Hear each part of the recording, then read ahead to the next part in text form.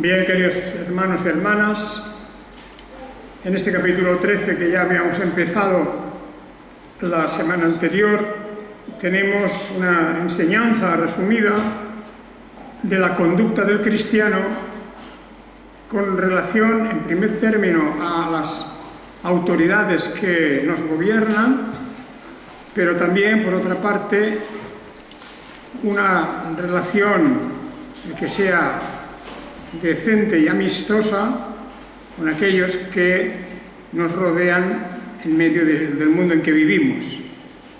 Fijémonos, por ejemplo, en el versículo 13, estoy en el capítulo 13, el versículo 13 es muy general. Andemos decentemente, como de día, no en orgías y borracheras, no en impurezas sexuales e indecencias, no en contienda y envidias, sino vestíos del Señor Jesús, el Mesías, y no proveáis para satisfacer los malos deseos de la carne. Y esta forma de hablarnos, el apóstol la ha comenzado al principio del capítulo con el tema de someternos a las autoridades gobernantes.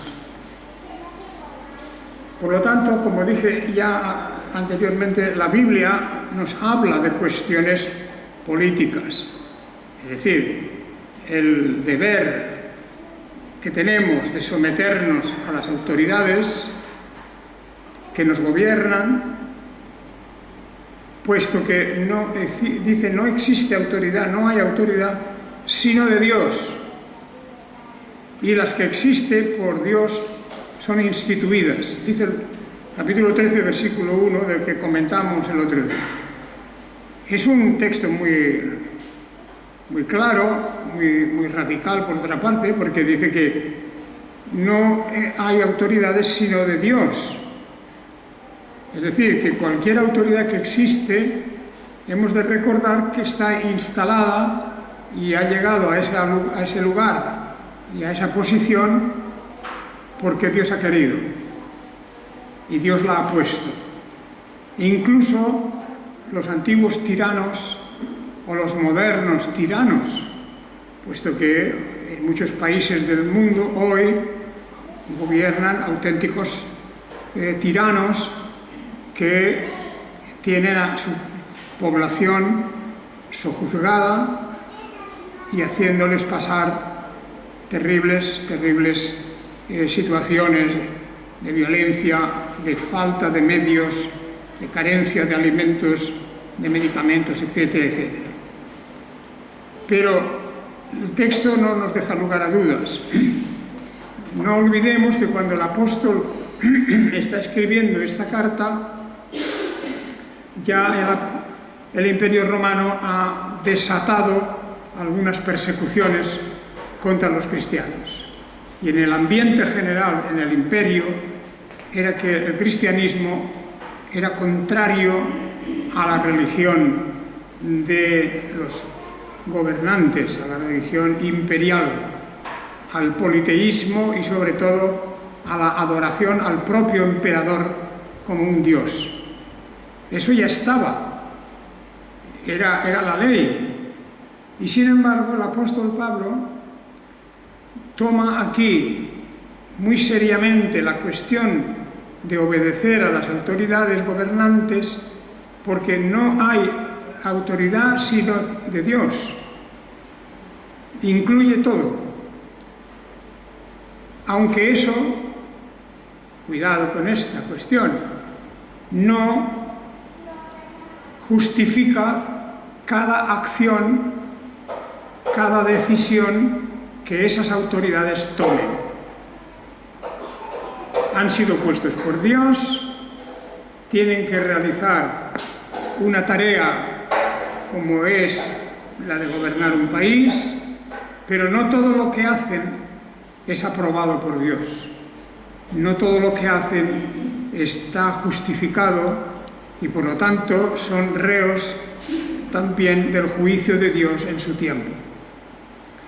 Pero en tanto en cuanto hay un texto que dice sométase toda alma a las autoridades gobernantes, en cuanto eso está escrito, y no vale encontrar algún camino para orillar esa orden de Dios, pues tenemos que estudiarla, tenemos que comprenderla, que claro, es un texto que también tiene un límite, aunque aquí no lo pone, porque debemos obedecer y someternos a la autoridad de Dios siempre y cuando, esa es la cuestión que aprendemos de otros lugares, no de este mismo texto, pero de otros lugares de la Biblia, siempre y cuando ese gobierno, esas órdenes,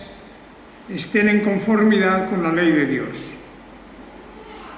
Porque Dios no puede y no lo hace ordenarnos que obedezcamos cosas contrarias a su ley. Eso sería una contradicción en términos y no puede de ninguna manera aceptarse porque la Biblia no lo hace. Dice, de una manera general debemos someternos a las autoridades gobernantes porque ellas han sido puestas por Dios. Eso es así. No significa que todas y cada una de las órdenes y de las acciones de esas autoridades sean correctas. Es decir, no podemos tragar todo lo que viene de esas autoridades, porque a lo largo de la historia y de la historia de los gobiernos humanos, pues vemos que se cometen auténticas barbaridades, genocidios, hay auténticas matanzas de pueblos enteros que no tienen ninguna relación ni culpa en nada y que sin embargo son objeto de esa destrucción por los odios, por intereses materiales, por tantas cosas. Esto naturalmente Dios no lo puede aceptar, no lo admite. Es más, Dios en su día y en su tiempo, Dios juzgará y castigará a estos que han obrado de esa manera. Bueno, la historia, los que os guste la historia, sabéis que está llena de estos tiranos despiadados que han causado matanzas de miles y miles y miles e incluso de millones de personas, ¿verdad? Y que no es justo que les apliquemos ese texto tan cordial que sométase toda alma a las autoridades gobernantes, porque no hay autoridad sino de Dios y las que existen por Dios son instituidas, lo cual es verdad, pero no significa que todo lo que hacen esas autoridades sea correcto. Y es aquí donde nace un cierto derecho de resistencia. Esto fue muy estudiado con angustia y preocupación por los cristianos desde la Reforma, desde el siglo XVI y anteriormente en otros movimientos que hubo pre-reformadores, y se estudió con angustia porque desde el momento en que Martín Lutero se enfrenta a la autoridad papal, no a la autoridad civil, no fue a los príncipes alemanes que tenían jurisdicción sobre determinados territorios, no fue contra ellos, sí, pero que sí sabemos que Martín Lutero se enfrenta a la autoridad papal.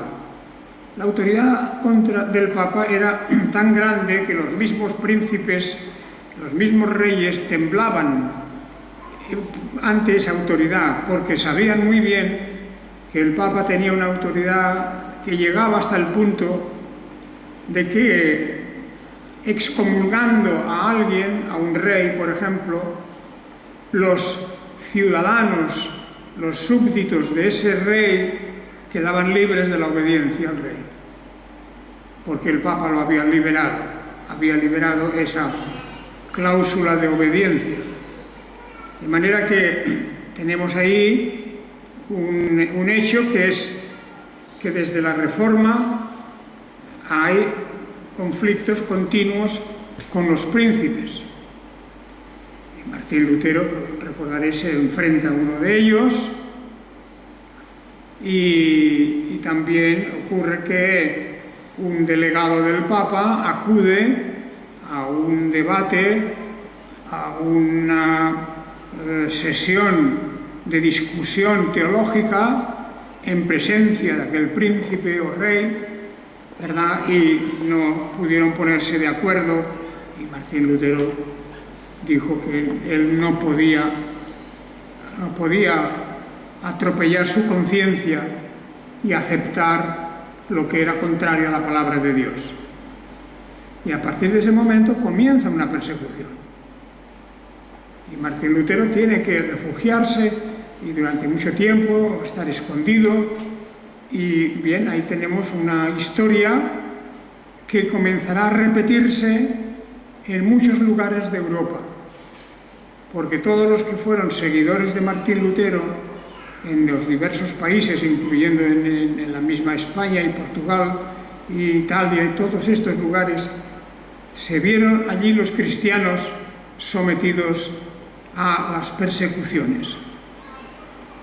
Esto es así y no terminó ahí, no fue una persecución breve ni corta en el espacio, sino que se extendió por toda Europa.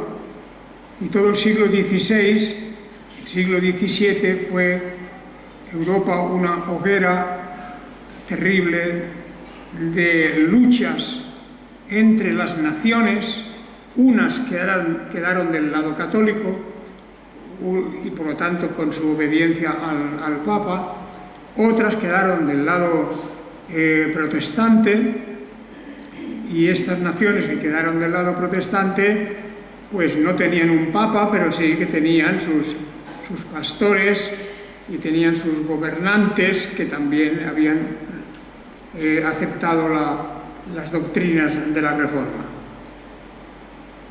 Y así continuaron durante el siglo XVI-XVII, en guerras muy crueles, en guerras cruentas, en guerras que no se terminaban, en donde además los bandos cambiaban. Los intereses políticos y económicos de las naciones, de los gobernantes, hacía que unas veces tenían un aliado, una nación que era su aliada, pero al poco tiempo eso cambiaba porque la otra había también cambiado, y así había una terrible conmoción en Europa, en luchas de todo tipo, en actos bárbaros. Vosotros habréis oído hablar de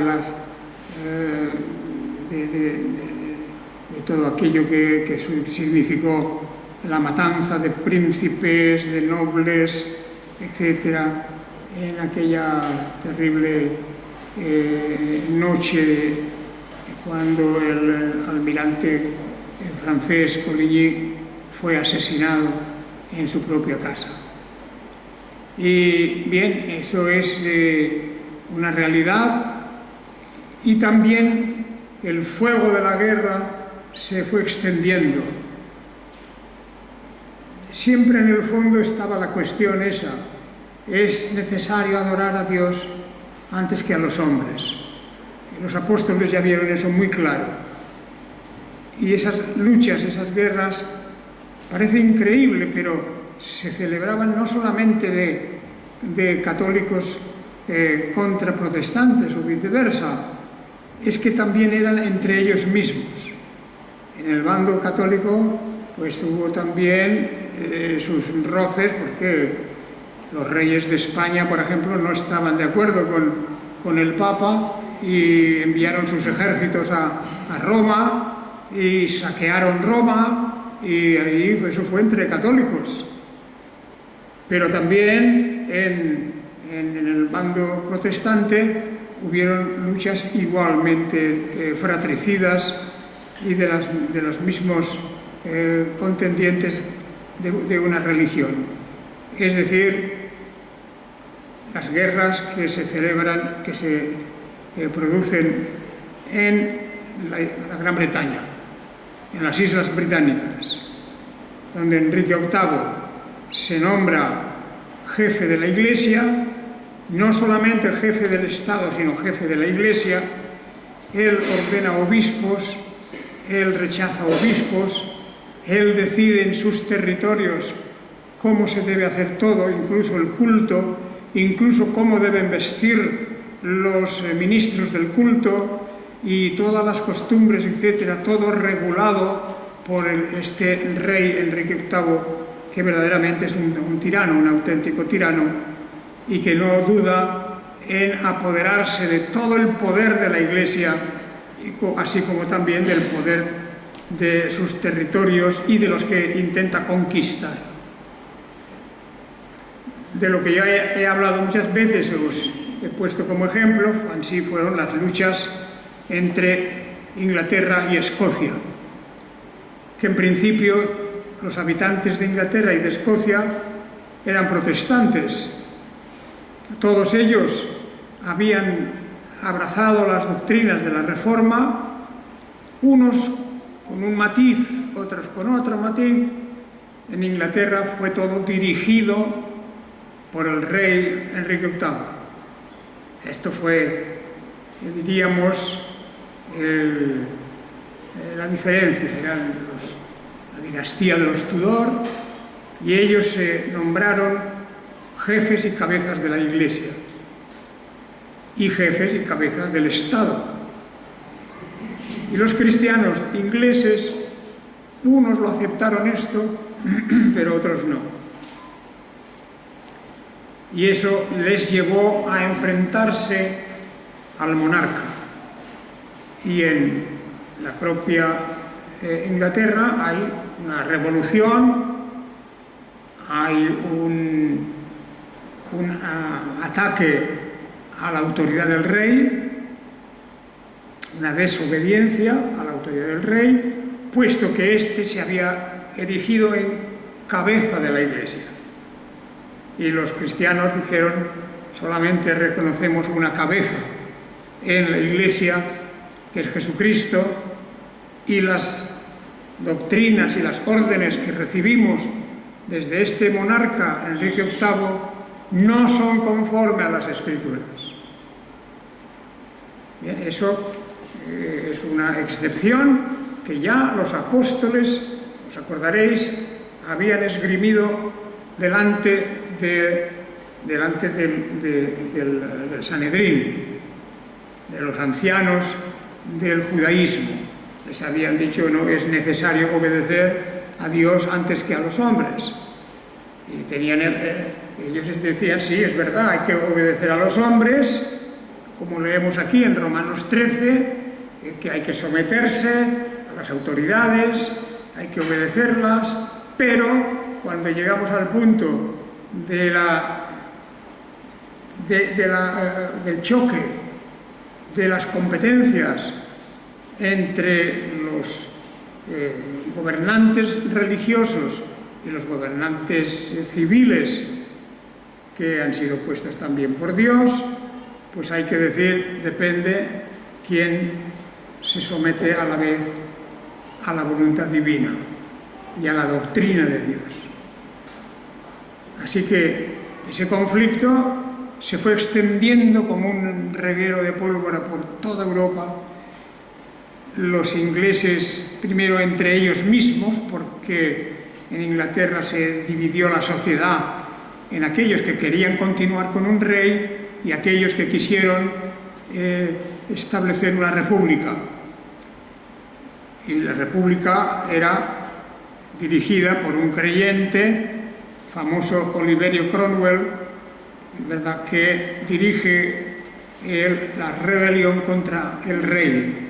Se rebela claramente contra el rey cuando dice que no es justo eso que él está haciendo con la Iglesia de Dios en Inglaterra, porque él se había nombrado cabeza de la Iglesia, se había nombrado como el poder ejecutivo para poner y quitar obispos, para dictar normas de dogmas, doctrinas y otra serie de cosas que no eran aceptadas por los que llamaban ellos rebeldes, los republicanos o los que eran partidarios de Oliverio Cromwell.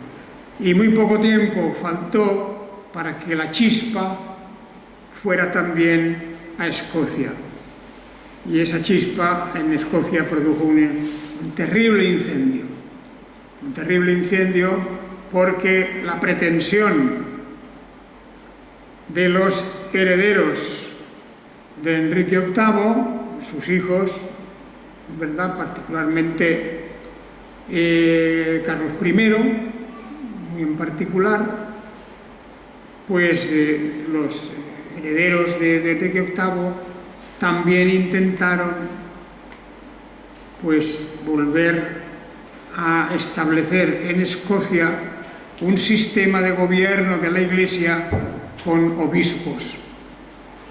Los escoceses habían tomado un sistema de gobierno que es muy bíblico, que es el gobierno por ancianos, presbíteros, de los cuales ancianos se nombraba a alguien que era quien tomaba la función de pastor y que siendo anciano era también el pastor que se dedicaba a la enseñanza y en definitiva a la coordinación de la Iglesia.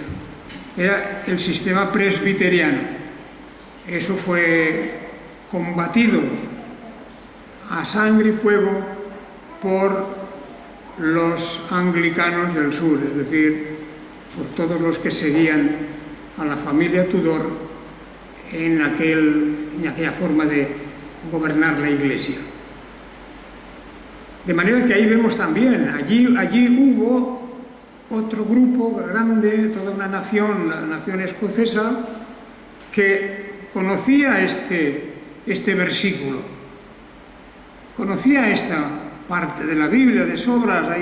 Hay libros y libros de ellos escritos en el siglo XVI, XVII, donde analizan esos textos que estoy leyendo, del capítulo 13 de Romanos, y se les ve angustiados cómo explican, ¿verdad?, que la Biblia nos dice que nos hemos de someter a toda alma, o sea, que hemos de someternos a las autoridades gobernantes, porque no hay autoridad sino de Dios, y las que existen por Dios son instituidas.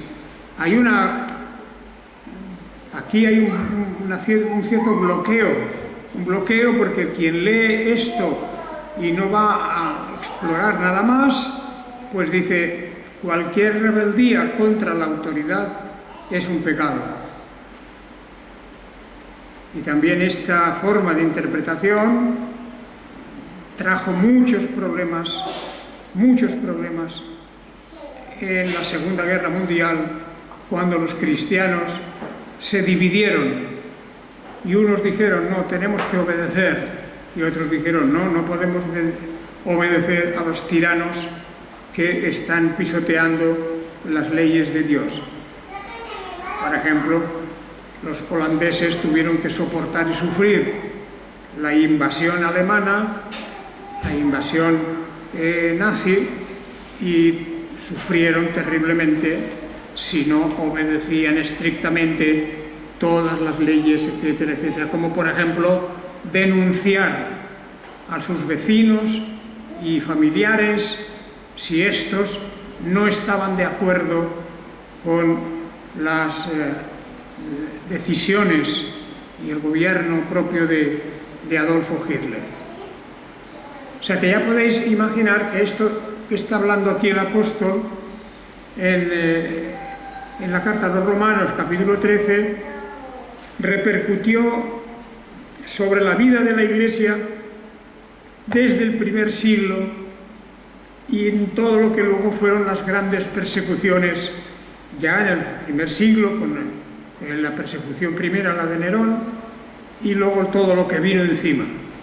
Y los cristianos estaban ahí como encajonados entre dos opiniones en una lucha dramática de su conciencia si debían de obedecer o no debían de obedecer, si debían de correr el riesgo de la obediencia y el riesgo de la desobediencia, porque las dos cosas tenían sus riesgos y las dos cosas suponían una tensión enorme en su mente, en su corazón, pues no sabían a quién deberían de obedecer. En teoría lo tenían muy claro, es necesario obedecer a Dios. Y así lo practicaron. Y así hubieron centenares y centenares y miles de mártires, unos por la Inquisición, otras directamente por los ejércitos, que actuaban de una manera brutal, porque los ejércitos se instalaban en la casa de los creyentes, a vivir allí, con las familias creyentes, y ellos actuaban allí como si fueran guardianes para ver si había alguna disidencia o si había alguna traición al rey. Y tenían que convivir en la misma casa de estos creyentes para observar qué es lo que hacían. Bien, fueron tiempos terriblemente difíciles, pero en el capítulo 13, esa parte, es decir, lo que es la excepción, no se toca a fondo. En este capítulo se está presuponiendo que hay un buen gobernante. Se presupone que hay un buen gobernante, porque dice que es un servidor de Dios para tu bien. Pero si haces lo malo, teme, porque no en vano lleva la espada, pues es servidor de Dios, vengador para castigo al que practica lo malo. Y todo esto es fantástico, es maravilloso cuando leemos esto y cuando se cumple. Y efectivamente hay que decir que sí que se cumplió durante mucho tiempo en la sociedad europea sobre todo, y luego en Norteamérica también, que durante tiempo los efectos de la Reforma entraron con mucha fuerza en la sociedad civil de aquel tiempo, y hubo una verdadera transformación. Hubo una transformación en la gente, porque siendo cristianos sinceros, pues la conducta era buena y los gobernantes también eran buenos. Siempre, entre comillas diríamos, siempre relativamente, pero hubo un tiempo de verdadera bonanza desde el punto de vista de la relación entre los que gobernaban y los que eran los ciudadanos que estaban sujetos a esa obediencia. Bien, pero las cosas no duran siempre así, y a medida que ha ido pasando el tiempo, los países cristianos se han ido enfriando en cuanto a la fe. Se han ido enfriando. Y ha venido el tiempo de la secularización, que viene de la palabra siglo, lo que es de este siglo o de este mundo. Después de la Reforma, después de un periodo notable de avivamientos, etcétera, han venido tiempos de mundanalidad, de tal manera que la sociedad de hoy, podemos decir en general, sin exagerar, no es una sociedad cristiana, religiosa, amante de la ley de Dios. No, la sociedad de hoy en general, hay excepciones, claro, pero en general es una sociedad o bien atea, o bien agnóstica, o bien simplemente indiferente, y que se guía por principios materiales, de interés material. Es el célebre antiguo comamos y bebamos que mañana moriremos. Es decir, lo que importa hoy es tener lo suficiente, lo necesario para vivir y se acabó, porque la vida es corta. Entonces, esa manera de pensar pues ha dado lugar a un tipo de sociedad que no actúa, que no vive conforme a principios bíblicos.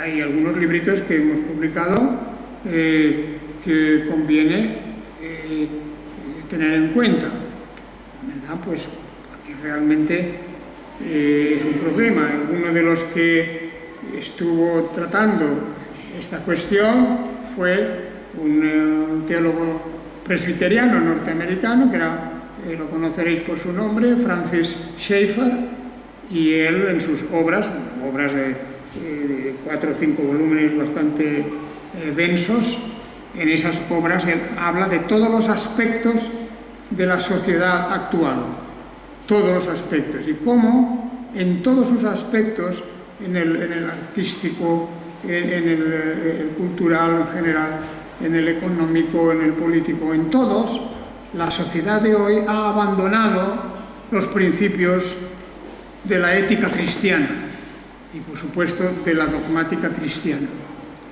Y por eso ocurren las cosas que ocurren y las que van a ocurrir, porque el mundo anda desbocado, en primer lugar porque no hay un principio de autoridad, hay miedo a ejercitar la autoridad. Los mismos que gobiernan hoy son cobardes con respecto al uso de la autoridad. Esto es peor que lo que sucedía en tiempos bíblicos. Los gobernantes no tenían miedo a ejercer su autoridad. Y hoy día se hace y se dice con un descaro y con un atrevimiento terrible las cosas que uno no comprende. Pues habréis oído estos días o días atrás de un cierto político que dice que disfrutaba viendo cómo la gente pisoteaba a un policía. Disfrutaba con eso. Bueno, pues ese señor, que es un político de importancia, si esa es su manera de pensar, es decir, que la autoridad representada por un agente de la policía está siendo pisoteada por la turba, por la masa de gente, y él disfruta viendo eso, pues ¿qué clase de gobierno nos puede dar? Y así otras muchas formas. Debemos de estar siempre alerta a lo que se dice y a lo que se ve en nuestros tiempos, porque cuando la autoridad desaparece o simplemente no es respetada, pues ahí tenemos ya el fin de la sociedad. No se puede convivir en una sociedad sin autoridad. Es imposible. Ya sé que tenemos ahí grupos anarquistas y grupos de muchas clases que utópicamente piensan que no hace falta ninguna autoridad. Pero no es así, porque la historia demuestra que simplemente todos esos ensayos fracasan y conducen al mundo a una situación caótica. Bien, con esto vamos a terminar hoy, porque el apóstol en este capítulo 13, pues él no discute qué es lo que ocurre, es decir, no discute aquí, no se discute aquí qué ocurre cuando el principio de autoridad se rompe. Pero eso en la Biblia lo tenemos en muchos lados, y por eso la Biblia hay que conocerla entera, porque no podemos quedarnos en un pasaje solo. ¿Verdad? Pues ya sabéis vosotros, como ejemplo, el periodo de gobierno de los jueces en Israel, cómo llegó a ser un periodo caótico. Un periodo caótico donde la gente hacía lo que parecía bien a sus ojos. Cada uno hacía lo que le parecía bien. Y eso hace muchos siglos. Hace muchos siglos. Pero era el pueblo que adoraba al mismo Dios que nosotros adoramos. Y esto es un llamamiento, pues, para huir de toda tentación, porque un cristiano tiene una responsabilidad hoy también, aparte de su testimonio personal, aparte de nuestra conducta personal. Resulta que llega un día que tenemos que ir con una papeleta a decir qué es lo que queremos. Tenemos que decidir qué es lo que queremos. Y bueno, pues eso, como es una cuestión privada, pues no hay nada más que decir. Cada uno hará conforme a su conciencia, pero Dios conoce lo que hacemos y por qué lo hacemos. Y entonces hay principios como este, cuando dice que los gobernantes no son de temer para el que obra el bien, sino para el que obra el mal. Es aquí hay una advertencia: tienes que temer, tienes que tener un temor a lo que la autoridad haga en el caso de que no hagas lo bueno. Porque si haces lo malo, te tendrás que enfrentar a esa autoridad que no en vano lleva la espada. Dice aquí, es una figura, pero para decirnos que tiene incluso autoridad sobre nosotros personalmente y sobre nuestra vida también. No en vano lleva la espada. Por tanto, andemos decentemente, como de día, no en orgías y borracheras, no en impurezas sexuales, indecencias, no en contienda y envidia. Fijaos, parece que estamos leyendo aquí un periódico de ayer, cuando en esos festivales de verano la gente se desmadra por el alcohol, por el barullo, por dejar rienda suelta a sus sentimientos, y hay gentes que precisamente lo que hacen es esto, andar en orgías, borracheras, en impurezas sexuales, indecencias, en contiendas y todo lo que haya que hacer. Eso existe, claro que existe. Y peor aún. Y el apóstol por eso nos dice bien, si no hubiera autoridad, esto crecería sin límites, sin barreras. Porque aquel lema humanista de que el ser humano es bueno, pues eso es una base falsa para empezar a educar o a empezar a enseñar una verdadera amistad entre las gentes. No partimos de la base de la bondad del ser humano. No se puede. Partimos de la base de que el ser humano es un ser que ha transgredido la ley de Dios y por lo tanto ni ama a Dios ni ama al prójimo. Eso es una afirmación general, pero es verdadera con todas las excepciones que Dios mismo hace posibles para que la sociedad no se corrompa al 100%. Y Dios mantiene el freno puesto ahí, pero la realidad es que no hay en el corazón humano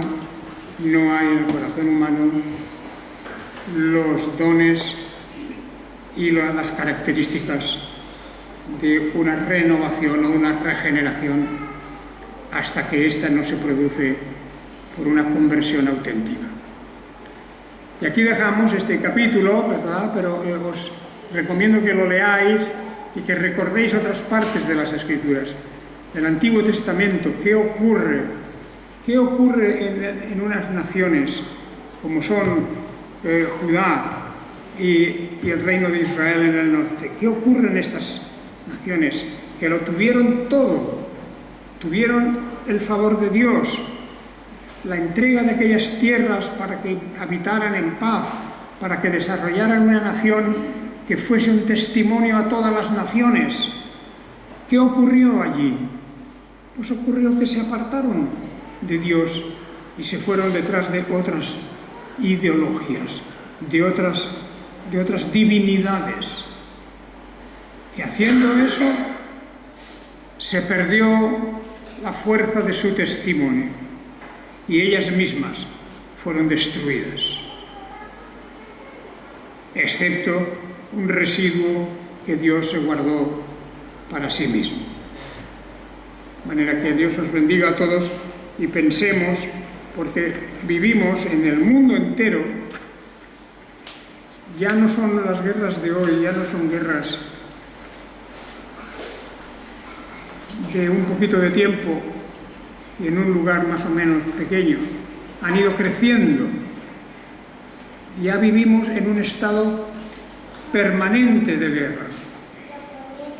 Una vez le toca a un sitio, otra vez le toca al otro, pero vivimos en un estado permanente de guerra. Y vivimos bajo la amenaza satánica, la amenaza diabólica de la desobediencia a Dios. La desobediencia a Dios. Y por el contrario, la exigencia de que adoremos a Belial, al maligno, que un cristiano ha de rechazar. Que el Señor os bendiga. El próximo día vamos a continuar en el estudio del siguiente capítulo de la Carta a los Romanos.